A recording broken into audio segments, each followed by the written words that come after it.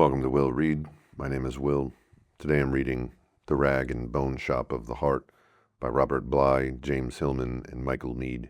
Loving the community and work. Dogs bark at people they don't know.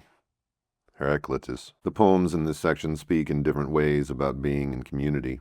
All the ways make a similar assumption. We don't so much build communities as we are already built into them. Just by being here in the world, our life is with others. And it is in this communal context that work belongs. By throwing yourself into a task, you take part in the world, give it your gifts, and bring it your love.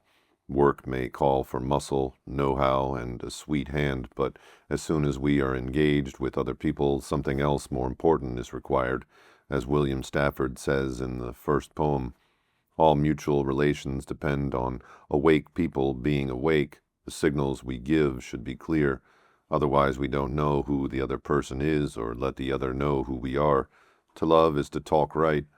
This clarity may be more essential to living and working with others than strong feelings and kind flowers. So the first way of recognizing community is through work. Work is often coupled with love as its opponent or substitute, as if each were an escape from the other. But this coupling means that work and love are equivalent passions, that work is another mode of desire, a form of love itself. Else work could not a substitute for love.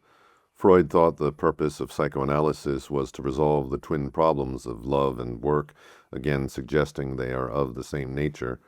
Both give joy, put you in the high seat, as Gary Snyder says, quickening your senses so that the truck's polished hubs gleam and the shiny diesel stack warms. Work helps shake off this sadness, unamuno. When work is imagined different from love, work becomes a grueling job. We have to push ourselves to do it for money or to climb the ladder, and we have to look elsewhere for community. We forget that all work always implies other people. Jobs express communal needs. They say, help wanted, you're needed, and a man's identity comes as much from what is wanted from him by others as from his own self-generated desires. Therefore, these writers say, don't sit around waiting for inspiration, that winged energy of delight, Rilke. Start then, turn to the work, unamuno. Whatever you can do, or dream you can, begin it, Goethe. A second way of community derives from an alert sense of social justice. Lorca's furious, bitter, ideal Spanish passion is also compassion. Compassion is communal eros, being passionately moved by others, for others, toward others. Lorca, who was seized and shot by Franco's fascists, spoke his love as outrage. The mountains exist, I know that. Don't tell me about calm serenity and inspiring heights. I have not come to see the sky. I have come to see the stormy blood. He speaks for dead pigs and lambs and ducks and all else that is murdered so that our civilization may go on as it is.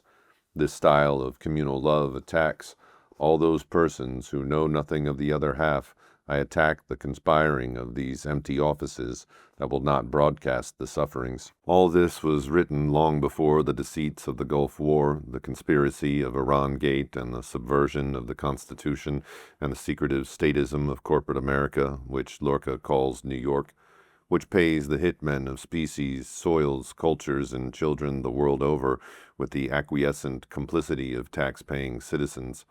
Of this terrorism, Lorca writes in terrifying lines with a terrible love. Men building community through recovery groups and personal support sharing may learn from Lorca another approach to community love.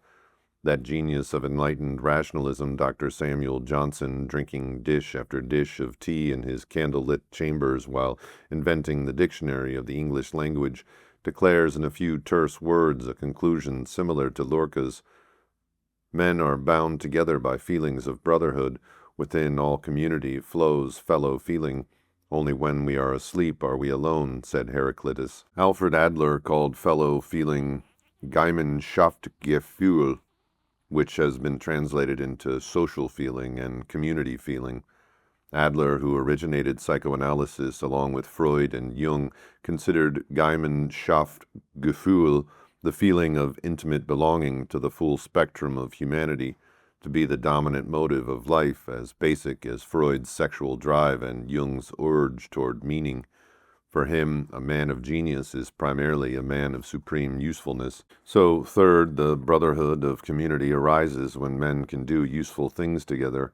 Jim Hainan conveys this fraternal feeling in his description of boys saving pheasants during an ice storm. Boys especially feel the bonds of brotherhood.